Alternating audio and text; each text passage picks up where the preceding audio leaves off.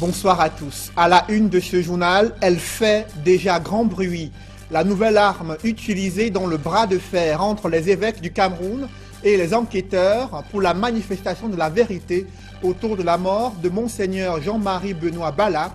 Il s'agit d'une plainte contre inconnu pour assassinat de l'évêque de Bafia et l'annonce de l'entrée en scène des avocats pour soutenir la conférence épiscopale. Ce nouvel épisode dans l'affaire de l'évêque de Bafia prend une tournure inédite. À suivre dans ce journal l'analyse et le décryptage des implications juridiques et les enjeux sociopolitiques d'une telle plainte émise par l'Église catholique au Cameroun. À 18 mois de la Coupe d'Afrique des Nations prévue au Cameroun, les retards accusés dans la construction des infrastructures contraignent le gouvernement à monter au créneau pour contrer la vague d'inquiétude sur le sort réservé à cette compétition. Les pouvoirs publics jurent la main sur le cœur de réussir le pari de construire toutes les infrastructures sportives dans les délais impartis. Mais que valent ces engagements au moment où des nuages sombres planent sur la CAN 2019? Élément de réponse dans ce journal.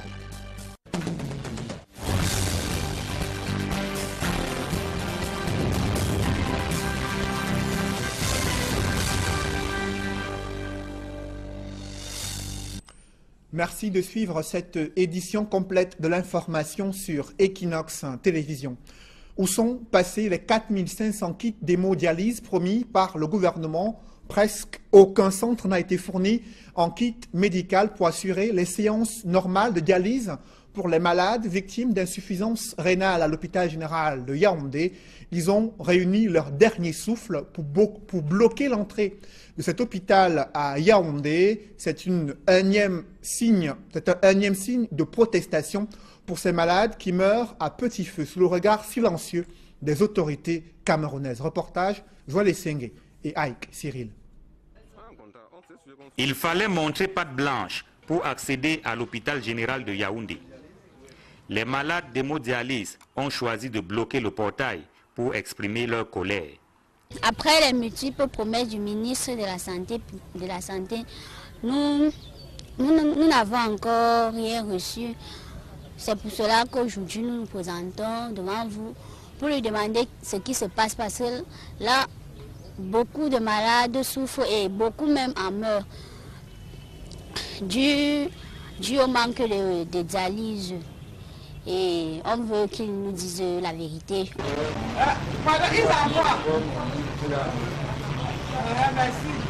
L'absence de kits d'hémodialyse est à l'origine de ce coup de colère. Les 4500 kits promis par le ministre de la Santé publique, quoique insuffisants, ne sont toujours pas disponibles. Nous sommes toujours soumis à une séance de dialyse par semaine et nos organismes ne supportent pas cela. Moi-même, présentement, je suis arrivée ici en urgence dans la soirée de dimanche, vraiment étouffée. J'étais toute pleine. Cherchant la respiration, il n'y avait pas moyen. Cette grève des malades d'hémodialyse n'est pas la première, mais s'ils ont choisi de revenir à la charge, c'est pour dénoncer les promesses qu'ils qualifient eux-mêmes de fallacieuses du ministre de la Santé publique. Là, vraiment, on en a marre. On veut que le ministre résolve, qu'il réagisse, qu'il nous dise la vérité. Parce que là, on en a marre des fausses promesses. Chaque jour, il dit qu'il va résoudre le problème. Tantôt, il y a arrivage des kits, mais malheureusement, on ne reçoit rien. On n'a encore rien reçu jusqu'à présent. Les messages inscrits sur les pancartes renseignent davantage sur les revendications des malades d'hémodialyse. Seront-ils entendus cette fois? Difficile de le dire pour l'instant. Je vous le disais en titre, c'est une nouvelle arme utilisée dans le bras de fer entre les évêques du Cameroun et les enquêteurs pour la manifestation de la vérité autour de la mort de Monseigneur Jean-Marie Benoît Bala. Il s'agit d'une plainte contre X pour assassinat de l'évêque de Bafia et l'annonce de l'entrée en scène des avocats pour soutenir la conférence épiscopale. Explication de cette nouvelle démarche et procédure initiée par la conférence épiscopale dans ce reportage signé Donald Anouzoua. La conférence épiscopale nationale du Cameroun, après avoir identifié puis réceptionné la dépouille mortelle de Monseigneur Bala, fait savoir dans un communiqué du 17 juillet 2017 qu'elle va se constituer partie civile.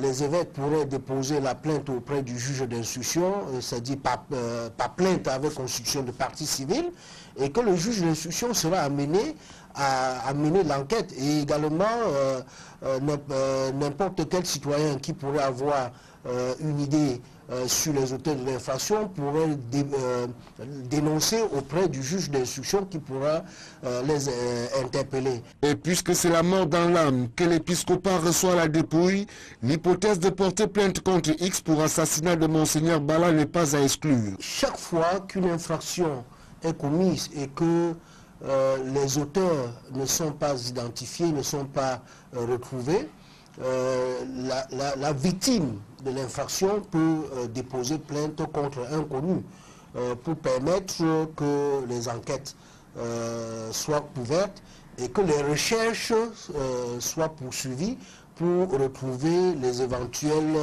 auteurs de l'infraction. Autrement dit, il ne peut avoir ouverture du procès que sous respect de certaines règles légales. Le procès ne pourra être ouvert que si les auteurs de l'infraction sont retrouvés. Si les auteurs de l'infraction ne sont pas retrouvés, le procès ne sera jamais ouvert devant la juridiction du jugement. Le dossier Monseigneur Jean-Marie Benoît Bala, qui rentre dans le registre du crime, est susceptible de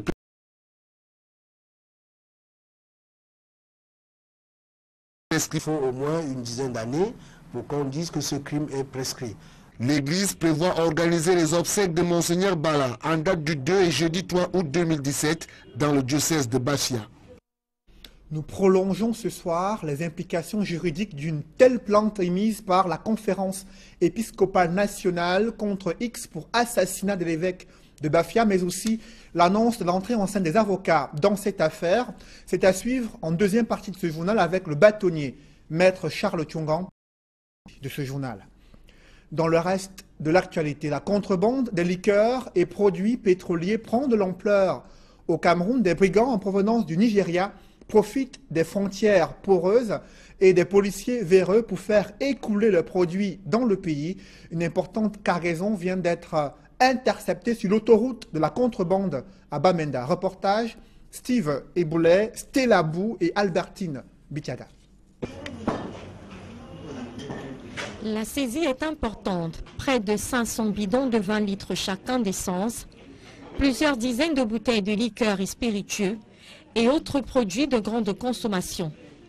Le stock de marchandises en provenance du Nigeria a été dissimulé dans des camions pour échapper au contrôle de la douane camerounaise.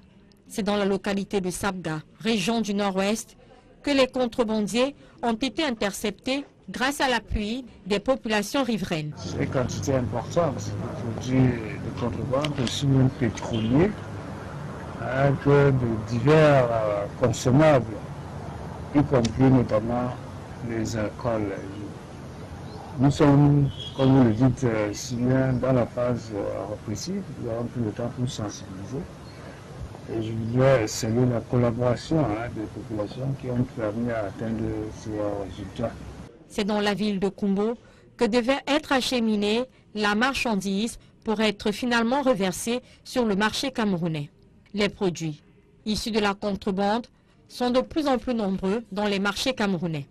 Outre les dangers liés à des éventuelles contrefaçons, la contrebande fait perdre d'énormes sommes d'argent à l'État camerounais. Ces produits, en effet, échappent au contrôle de la douane camerounaise. Bien évidemment, il faut que nous sauvions le tissu économique et industriel local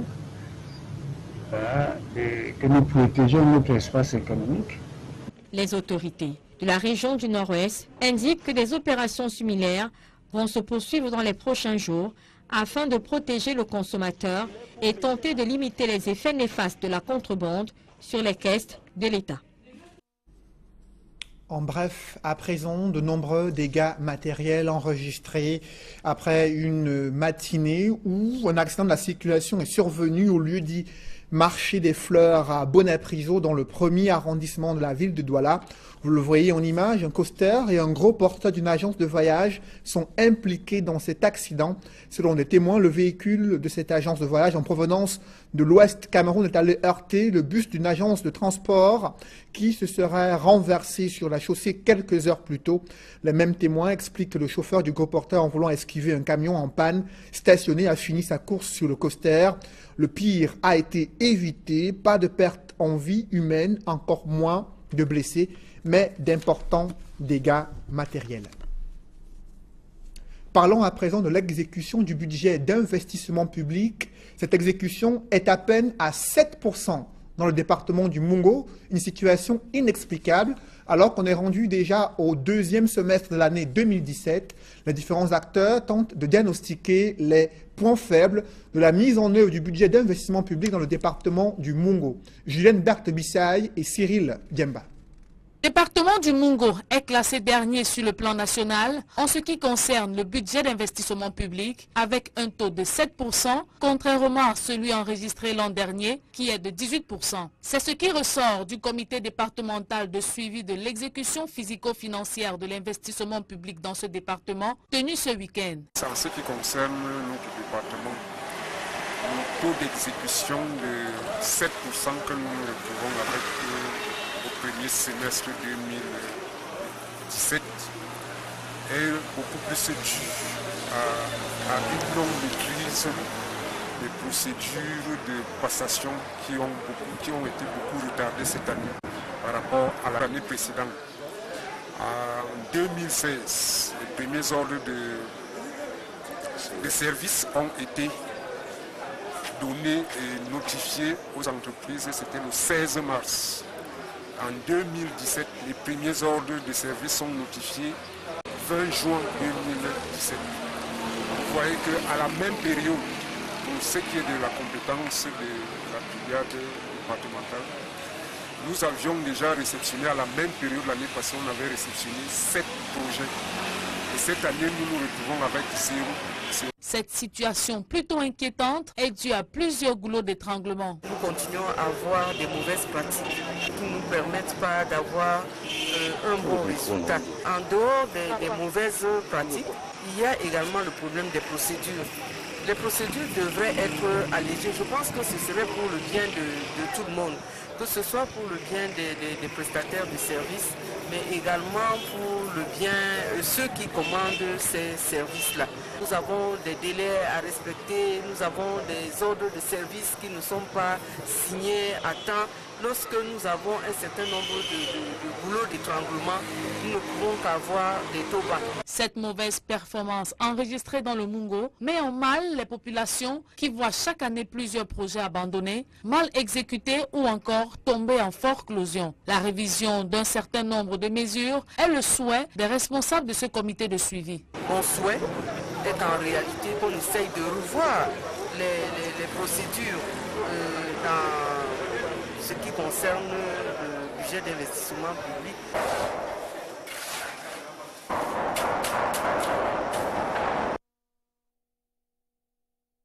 À présent, en bref, l'installation des nouveaux responsables de la gendarmerie à Yaoundé, ils ont été installés ce jour. Vous les voyez en image, le ministre de la Défense les a exhortés à plus de collaboration, à être des exemples au sein de la gendarmerie, nouveaux responsables qui prennent leurs fonctions dans les différentes légions de gendarmerie au Cameroun. La saison des pluies fait sourire des commerçants qui proposent des accessoires et chaussures adaptés pour cette saison. La confection de tels articles suit désormais la mode et les différentes tendances pour attirer davantage une clientèle. Reportage François Dicomet et Kate Diarra. La saison des pluies est de retour. Avec elle, un accessoire des plus incontournables pour se protéger des gouttes d'eau, le parapluie. Mais pour les fashion addicts, il faut faire mieux que se couvrir tout au long de cette saison. Il faut le faire en restant glamour. À la douche municipale de Douala, les commerçants semblent avoir le secret. Ils se sont lancés dans la vente des chaussures de saison faites en matériel plastique. Il y en a de toutes sortes. sandales, pieds nus, chaussures montantes et même la légendaire tchaka. Le tchaka, non, même celui qui va au bureau est obligé de retirer les chaussures, porter le tchaka, il vaut besoin de porter les chaussures fermées. Les plus âgés l'ont connue classique, mais depuis qu'elle s'est retrouvée sur les podiums des grands couturiers internationaux, elle a subi de nombreuses déclinaisons. Bon, les plus sollicités sur le marché, c'est les compensés. Voici. Ça les compensés et ça dépend de couleurs. Ceci, c'est plus fréquent. On a juste modifié les couleurs. Côté vestimentaire, les choix sont aussi riches que variés. Et si les jeunes profitent de la saison de pluie pour faire ressortir ce qu'ils appellent le swag, il faut encore avoir la bonne adresse, ainsi que les bons prix. Au marché Nkululu na Douala, les comptoirs ploient sous des tonnes de vêtements dont ils raffolent. Le cardigan, fameux pull à la british, qui porté avec une chemise, vous donne un air d'intellectuel tout en vous maintenant chaud. Le jogging, pour une allure de sportif chic, le tout à des prix raisonnables. Et il y a les jogging qui se vendent à 5 000, 6 000, 3 000 en montant. Et il y a aussi les corons, il y a les gilets, les teddy américains. Pour les femmes qui désirent se protéger du froid tout en restant glamour, les collants chaussettes, comme on les appelle ici, peuvent accompagner leurs jupes ou robes courtes. Qui est un peu transparent comme ceci. Vous voyez, grillagé là. Les jeunes filles aiment bien cela parce que ça fait yoyette, ça fait grande. Donc elles peuvent acheter à 1000 francs, 2000. La saison des pluies se positionne donc incontestablement comme l'une des préférées de tous ces fashion addicts.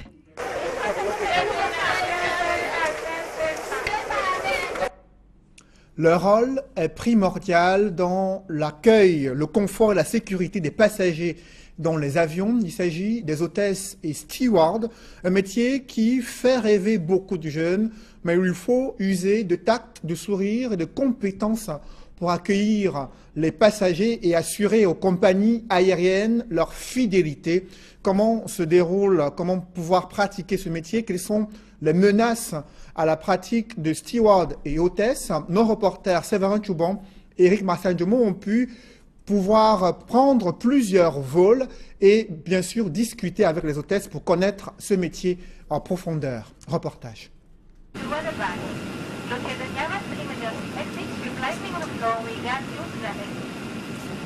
Debout à 13 000 mètres d'altitude dans l'allée de ce 767 alors que tous les passagers sont assis, les hôtesses de l'air et les stewards appelés dans le jargon aéronautique PCN ou personnel navigants commerciaux sont au service des passagers. Pendant le vol, ils assurent la distribution des plateaux repas et des boissons, mais surtout s'assurent en permanence de la sûreté et du confort des passagers. Identifiables facilement par leur tenue, en cas de dépressurisation de la cabine, les masques à oxygène sont automatiquement des logements situés au-dessus de vos têtes. Les hôtesses et stewards passent par une formation pour accéder à ce métier. Pour devenir personnel navigant de cabine, la formation pour un minimum, il faut avoir un baccalauréat, être parfaitement bilingue beaucoup plus. Les langues préconisées sont l'anglais et autres, en dehors du français ou de sa base ou de sa langue de base. À cela, il faudrait ajouter une formation qui diffère selon les entreprises ou selon le mode de recrutement. Donc on a un diplôme qu'on passe qui s'appelle certificat de sécurité sauvetage qu'on peut passer dans plein d'écoles qui mettent à disposition ces formations, soit à coût particulier ou alors envoyées par une entreprise. Leur travail débute bien avant le décollage de l'avion, avec notamment le contrôle des équipements de sécurité en cabine, tels les gilets de sauvetage ou les masques à oxygène. Ils accueillent ensuite les passagers qu'ils installent sur leur siège. Avant le décollage, ils réalisent pour les voyageurs les démonstrations de sécurité, indiquent la procédure à suivre en cas d'accident, veillent aux consignes en vigueur telles l'interdiction de fumer, l'extinction des téléphones portables ou le maintien des ceintures de sécurité au décollage comme à l'atterrissage ou en zone de turbulence.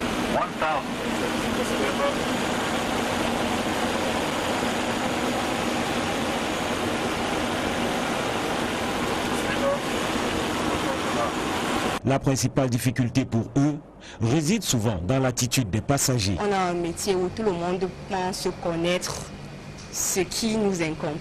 Et pourtant, ils ne voient que l'aspect qu'ils représentent au maximum 20% de notre métier. C'est difficile à gérer. Quand tu vas dire à un passager attachez votre ceinture, il ne comprendra pas réellement ce que ça veut dire, ce que ça signifie ou alors où est l'enjeu d'attacher sa ceinture de sécurité. Et il se mettra dans une position de je sais parce que j'ai l'habitude de prendre l'avion, je peux m'en passer. Alors que toi tu es là, tu fais ton travail qui est celui en priorité de veiller à sa sécurité. Hôtesses et stewards doivent garder le sourire face à toute épreuve, faire montre d'une certaine maîtrise de soi, de disponibilité, avoir une bonne résistance physique et nerveuse. Travailler en plein ciel impose donc des exigences et des sacrifices importants. Dans l'escale internationale en Syrie, des volontaires venus des États-Unis de la Grande-Bretagne sont en train de combattre aux côtés de l'armée loyaliste pour venir à bout de Daesh, une situation qui fait de plus en plus du bruit à Londres, mais aussi à Washington. Reportage avec nos confrères de Renews. Combien sont-ils exactement, les membres de ces légions étrangères venues combattre en Syrie? Des milliers pour Daesh, nettement moins pour les autres camps. On suit ici les forces démocratiques syriennes avec dans ses rangs un Britannique, Mason Gifford.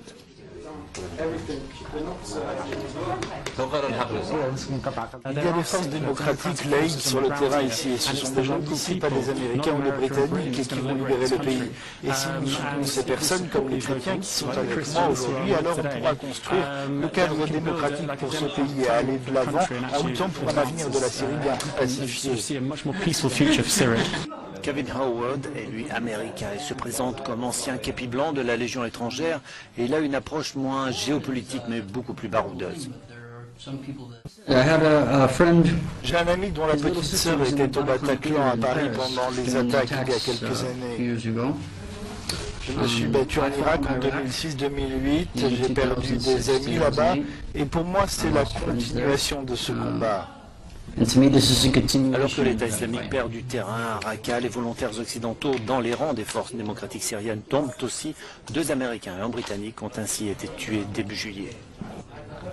À 18 mois de la Coupe d'Afrique des Nations prévue au Cameroun, les retards accusés dans la construction des infrastructures contraignent le gouvernement à monter au créneau pour contrer l'inquiétude observée sur le sort à réserver à cette compétition. Les pouvoirs publics, à travers la voix du ministre des Sports, jurent la main sur le cœur de réussir ce pari, de construire toutes les infrastructures en l'espace de 12 mois. Le ministre des Sports était face à la presse à Yaoundé. Joël Sengue et Ike Cyril. Sur les 32 stades à fournir pour la CAN 2019, 11 sont déjà disponibles. À en croire le ministre des Sports et de l'Éducation physique, les autres sont en construction. Les 21 autres sont en construction ou à réhabiliter. Parmi ceux-ci, 14 sont à réhabiliter. Reste 7 à construire. Plus concrètement, il s'agit à Yaoundé du complexe sportif d'Olembe. Ce sont le stade principal et ses 2 annexes qui sont en construction. Les travaux sont en cours. Les travaux de fondation démarrent le 1er août 2017. Le groupe Piscini promet qu'il va livrer le stade dans les délais tels que rappelés lors du point de presse donné hier par l'ambassadrice d'Italie et l'entreprise concernée. À Douala, il s'agit du complexe de Japoma, du stade de la réunification et d'autres aires de jeu. Les travaux en ce qui concerne le stade principal et ses 2 annexes sont en cours. Le bureau de contrôle technique Veritas est mobilisé. Le stade de la réunification et son annexe. Les travaux ont été confiés au consortium canadien représenté par la Corporation commerciale canadienne. Le marché est en cours de signature. La ville de Garoua, qui abritera également la CAN 2019, verra des stades construits ou réhabilités. Pour le stade omnisport de Roundé Adja et son annexe, les travaux ont été attribués à l'entreprise portugaise Mota Engil. La contractualisation est en cours. Pour les stades de Pumpumre, du Sénagès et de la gendarmerie, les travaux ont été attribués. La contractualisation est en cours. À l'ouest du pays, enfin, Le stade omnisport de Kwekong à Bafoussam sera pourvu en stade annexe, tandis que d'autres villes de la région verront leurs infrastructures réhabilitées. Pour les stades de Banjul et de Mbouda, les travaux ont été attribués à l'entreprise chinoise China Shanxi. Le marché est en cours de signature. Pour les deux stades que sont celui de Toket et municipal de Bafoussam, les travaux ont été attribués à l'entreprise chinoise Semec. La contractualisation est en cours. Au final, c'est un projet titanesque que le Cameroun devra réaliser dans la perspective de la CAN 2019. Le pays organisateur devrait mettre à la disposition de la CAF 3 mois avant le début de la compétition toutes les infrastructures. 17 mois seulement nous séparent de 2019, mais le ministre des Sports et de l'Éducation physique pense qu'il est encore temps. Conformément aux engagements des entreprises et aux expériences accumulées dans le cadre de la CAN féminine Cameroun 2016, 10 à 12 mois sont nécessaires pour l'exécution des travaux s'agissant des différents stades d'entraînement à réhabiliter. Au-delà des infrastructures sportives, le Cameroun devrait également se doter d'infrastructures hospitalières, hôtelières, routières, aéroportuaires et de télécommunications aux normes CAF. Je vous l'annonçais en ouverture de ce journal, cette plainte contre inconnu pour assassinat de l'évêque de Bafia fait grand bruit dans le bras de fer engagé entre les évêques du Cameroun et les enquêteurs pour la manifestation de la vérité autour de la mort de Monseigneur Jean-Marie Benoît Bala. On en parle en deuxième partie de ce journal avec notre invité, le bâtonnier Charles Tchongam, qui a dirigé l'Ordre des avocats du Cameroun entre 2006 et 2010. Mais restons dans le calendrier de cette CAN 2019 qui pourrait être modifié et l'augmentation des équipes participantes envisagée. Des sources annoncent que ces sujets sont à l'ordre du jour du symposium de la Confédération africaine de football qui se tient au Maroc. L'information n'est pas confirmée officiellement, mais les résolutions pourraient avoir des conséquences sur cette CAN 2019. Enjeux évoqués dans ce reportage signé Séverin Chouban et Nana Paul Sabin. À Rabat, au Maroc, des invités triés sur le volet vont cogiter sur le devenir de la pratique du football africain. Le profil des participants en dit long sur la détermination du Magdash Hamad, le nouveau président de la CAF, d'honorer son programme de campagne dont le slogan « Ensemble pour le changement » lui a permis, il y a 4 mois, de battre aux élections le Camerounais Issa Hayatou. Pendant le symposium, les présidents et les secrétaires généraux des 55 associations membres de la CAF auront à leur côté des sélectionneurs nationaux des équipes A et plusieurs grands noms du football africain. On cite par exemple les Camerounais Joseph Antoine Nobel, Patrick Mboma, Jérémy Dita, le Nigérian Didier Okocha, l'Algérien Rabat Majer. La CAF, en quête de nouveaux sourds, veut aussi bénéficier de l'expertise de l'UEFA et de la FIFA, dont les délégués sont aussi présents à Rabat. Du beau monde dispatché dans 8 ateliers pour débattre et faire des propositions autour des thèmes liés, entre autres, à l'organisation de la CAN, des compétitions interclubs et du football des jeunes. Si les premières réformes de l'ère Hamad sont approuvées par l'Assemblée générale de la CAF, les conséquences sont attendues sur la pratique et la gouvernance du football africain. Par exemple, l'on pourrait avoir désormais une phase finale de Coupe d'Afrique des Nations avec 24 pays au lieu de 16. En outre, le nouveau cahier des charges au pays organisateur exigera 6 stades et non plus 4. Et la phase finale de la CAN, qui se joue en début d'année, pourrait être dorénavant programmée au mois de juin, comme le souhaitent depuis longtemps les dirigeants des clubs européens, principaux employeurs des joueurs professionnels africains. Des réformes sont également attendues dans l'organisation du football jeune et des compétitions interclubs, dont la plus prestigieuse est la Ligue des champions. Dans une poussière de secondes, la deuxième partie de ce journal.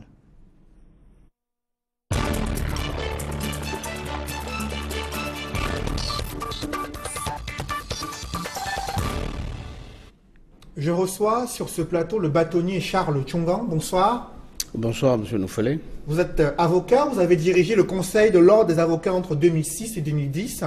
Vous avez écrit un livre sur l'impossible justice au Cameroun.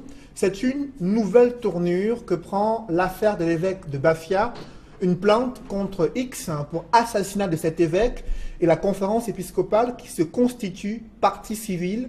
Que signifie une telle démarche dans les couloirs de l'enquête judiciaire?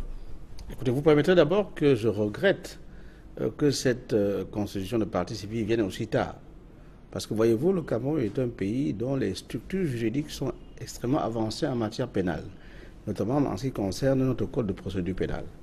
Parce que vous savez qu'avec la réforme du code de procédure pénale, les parties qui s'estiment lésées par une infraction peuvent, dès le début de l'enquête, constituer avocats pour qu'ils interviennent à l'enquête préliminaire avec les policiers.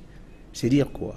C'est dire qu'on aurait pu faire l'économie de ce ping-pong de communiqué si, dès l'annonce par le procureur général de la mort suspecte de l'évêque, n'est-ce pas, la conférence épiscopale avait constitué des avocats qui auraient suivi et la levée de corps de cet évêque, n'est-ce pas, au bord du fleuve, et les 3 expertises qui ont été menées. La première, je voulais le rappeler, date du 2, la seconde du 22, et la troisième, n'est-ce pas, des 2 experts allemands d'Interpol, dont en réalité les avocats auraient assisté avec leurs clients aux autopsies et auraient eu accès au dossier et auraient eu non seulement les rapports d'expertise, mais auraient su pourquoi on a commis une seconde expertise le 22 alors qu'il y avait une première expertise le 2 et auraient rendu compte à leurs clients et auraient su pourquoi on avait commis une 3e expertise alors qu'il y avait 2 expertises précédentes. Justement, quel est le type de procédure qui va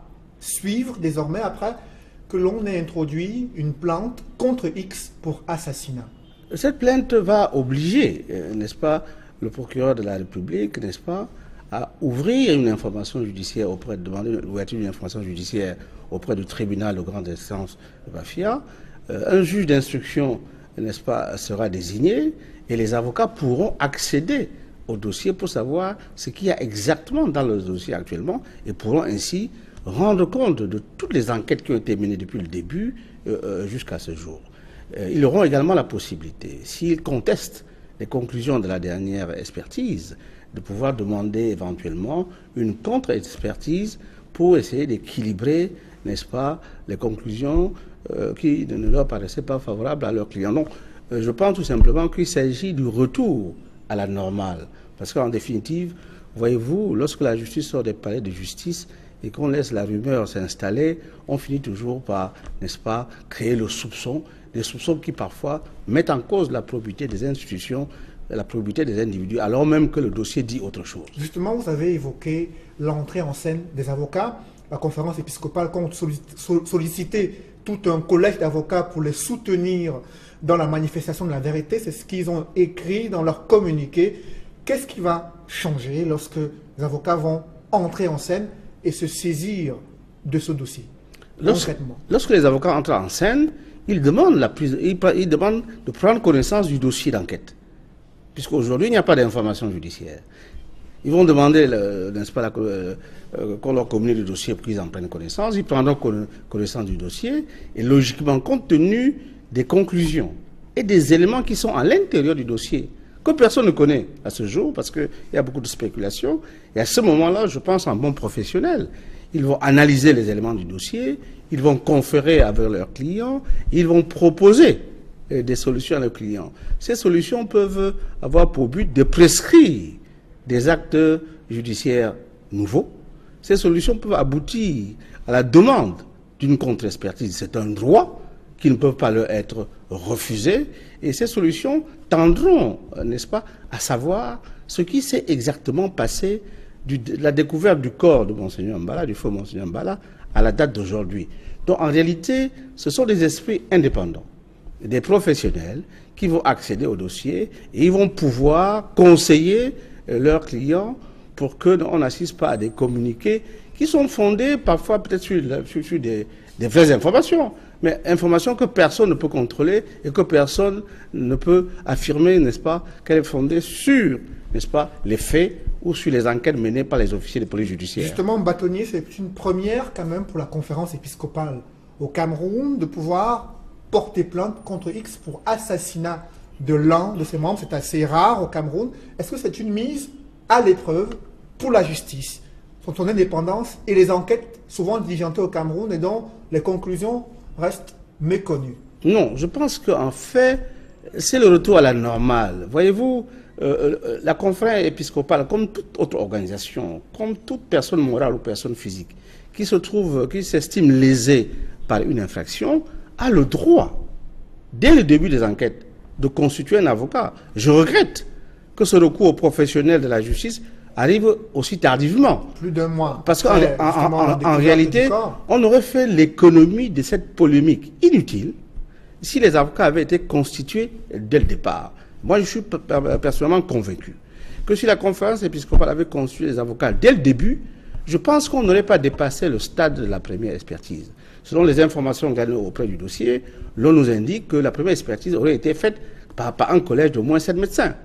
Il me paraît difficile que cette professionnelle de la médecine puisse, n'est-ce pas, se réunir pour faire une autopsie et qu'il y ait des conclusions critiquables. Donc le nœud de cette affaire pourrait être autour de ces 3 autopsies qui continuent de diviser à la fois la conférence épiscopale, mais aussi les éléments fournis par le procureur général près de la Cour d'appel du centre? En fait, le procureur général près de la Cour d'appel du centre n'a rendu public aucune autopsie. Il nous dit dans son communiqué qu'il y a eu une autopsie le 2, qu'il y en a eu une seconde le 22, et que par la suite, il y a eu appel à 2 médecins légistes étrangers pour venir faire une 3e autopsie. On ne nous dit pas quelles sont les conclusions de la première expertise, pourquoi on a commis les seconds experts et pourquoi on a commis les 3e experts. Donc l'entrée dans le dossier des avocats va permettre, en tout cas aux clients de ces avocats-là, de savoir pourquoi est-ce que après le 2, on a commis une seconde expertise et qu'après le 22, on a commis une 3e expertise. Donc l'information de l'épiscopat camerounais sera donc de ce point de vue complète et étayée par des arguments juridiques incontestables et qui permettront à la conférence épiscopale soit de pencher du côté de la conclusion qu'en tire le parquet général de Yaoundé, soit de solliciter, comme c'est leur droit, une contre-expertise pour reconstituer exactement ce qui s'est passé. Batoune Charles Tunga, ça fait plus de 30 ans que vous êtes en train d'arpenter les couloirs de la justice, l'ouverture d'une information judiciaire dans cette affaire. L'entrée en scène des avocats peuvent-elles permettre de faire jaillir la vérité sur une telle mort qui demeure jusqu'aujourd'hui suspecte aux yeux de l'opinion nationale? Moi, je pense que l'entrée des avocats vient tardivement.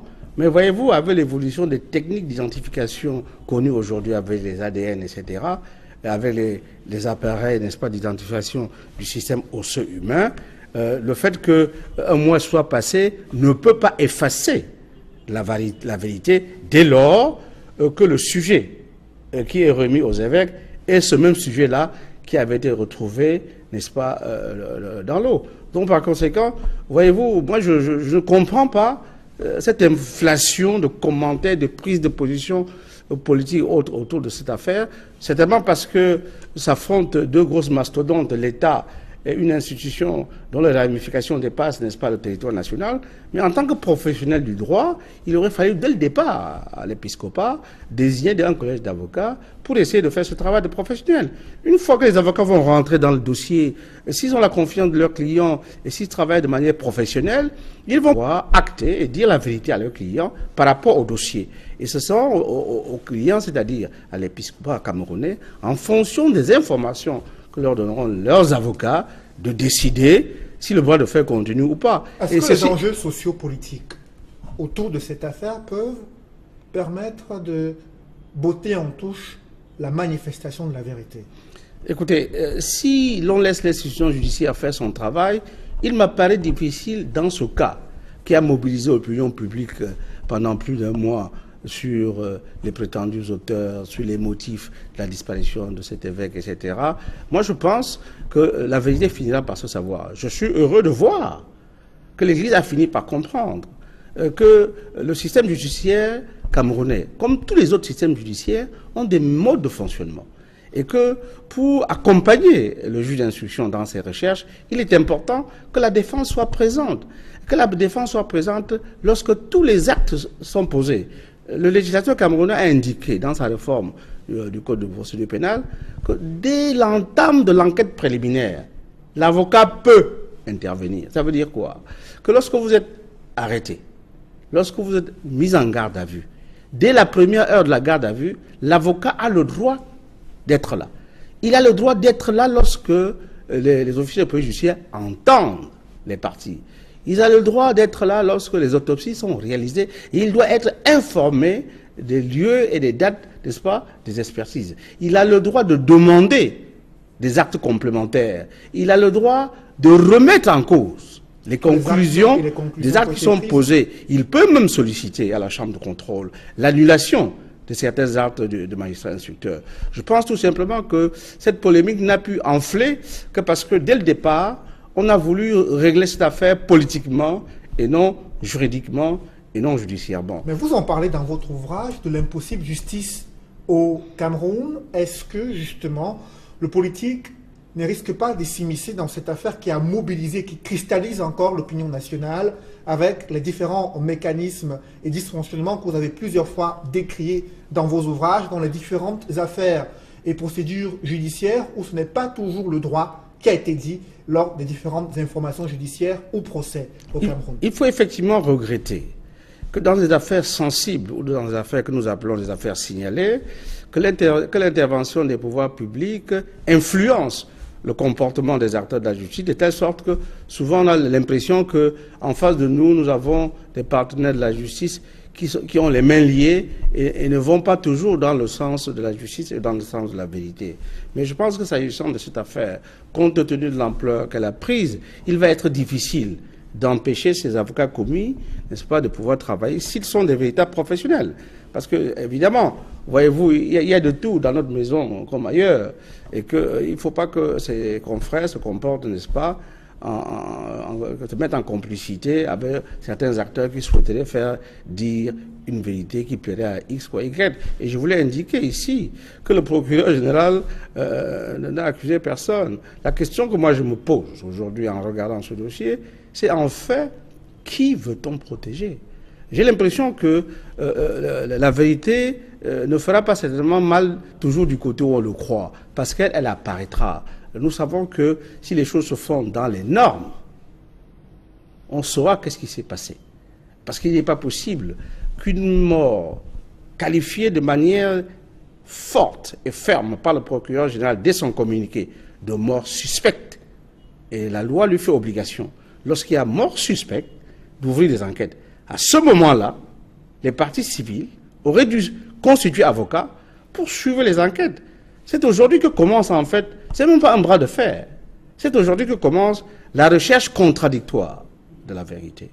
Entre la thèse des enquêteurs ou celle du magistrat et instructeur. Précisez que la thèse des enquêteurs, c'est qu'une mort probable par ce n'est pas la thèse. Non. C'est du moins ce qu'a relevé le communiqué du procureur. Écoutez, moi j'ai lu comme tout le monde le communiqué du procureur. Le communiqué du procureur nous dit qu'à la suite de la mort de Monseigneur Mbala, il a estimé, en tant que patron de l'action publique, que cette mort était suspecte, que ce n'était pas clair. Ça, c'est le premier communiqué. Premier communiqué.